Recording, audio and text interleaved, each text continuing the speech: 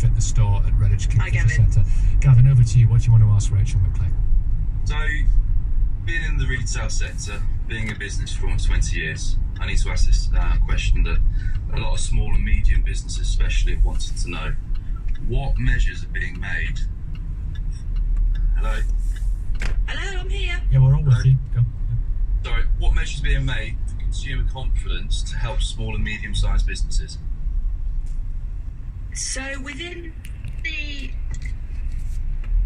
actual withdrawal agreement and the political declaration, that is designed giving exactly that, Gavin, and that is why I'm calling it, because I don't want my constituents coming to me after we've left the EU and said, well, that's great, it's did it on the referendum, but my business has had to shut down. So what this deal will do is it will give that security and stability, and it will mean that at the moment, when we leave the EU, we go into the implementation period, everything will carry on as it is, and we only have to make one set of changes, and that gives businesses time to plan. And I think when it comes to small businesses, they're very dependent in our town on people having money in their pocket, being able to go to the Kingfisher and shop and spend their money, and that will depend on them keeping their jobs, which very much in our town is in the manufacturing sector. They are businesses that trade around the world, they are linked up with the automotive industry, and they need that certainty, and that has been welcomed by the car manufacturers.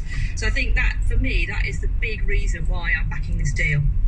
But you know that there's not that much confidence in the Redditch area in terms of consumer, nor in the actual management. In what sense exactly? There's too much scaremongering.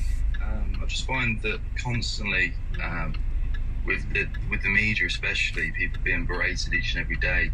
We're going to do this, we're going to do that. And to be honest, I personally made the decision to just focus on my own business and just opt out of the news, really, to not be brain swept into this whole negative spat. Obviously, that thing causes austerity, causes a lot of low confidence with the consumer. It also causes a lot of low confidence in business types. And I can say this because I speak to thousands of people every quarter, and from all walks of life.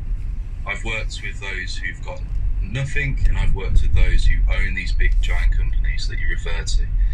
And obviously it wasn't good in retail hearing through the BBC about the Bank of England stating the other day that if there's a no deal, we could potentially go in a recession. And when you look at high street statistics, a lot of the big giants are on their knees at the moment. So this is why I'm a bit concerned, especially before Christmas, this golden quarter where this whole austerity is coming in, and the whole we still have no answer on this Brexit deal. It's causing a lot of issues for a lot of consumers, and obviously with mental health on the rise as well, and with concerns around homelessness. I've personally started supporting the homeless charity in my hometown because I've seen a rise in it. I'm very concerned that Okay, let's get Rachel's response on that. And basically, the point is get on with it. You talk about the golden quarter. Of course, your golden quarter as a fitness guy is January, February, March. I would have thought. But I'm in physical retail at South Brooks, so got you. Okay, Rachel McLean. The message from so many people is get on with it. Yeah, so Gavin, I think you made a really good point about the scaremongering in the media. So I obviously also, like you, I speak to thousands of people all the time. I was at Dawn yesterday. The media, this is speaking to MPs who have various different points of view. The media's not scaremongering. We're listening to the likes of Jacob Rees-Mogg, we're listening to the likes of Anna Soubry, we're listening to the likes of Tom Watson, we're listening to the likes of people from all across the political divide. You can't blame the media for listening to people. Look, I get that. I'm just responding to what Gavin said about what's happening here in Redditch. So when I go out and talk to people in Redditch, as I do every single week in my surgeries, in my visits, in my door knocking, which I was doing yesterday, basically what people are saying to me is the same thing. Yes, get on with it.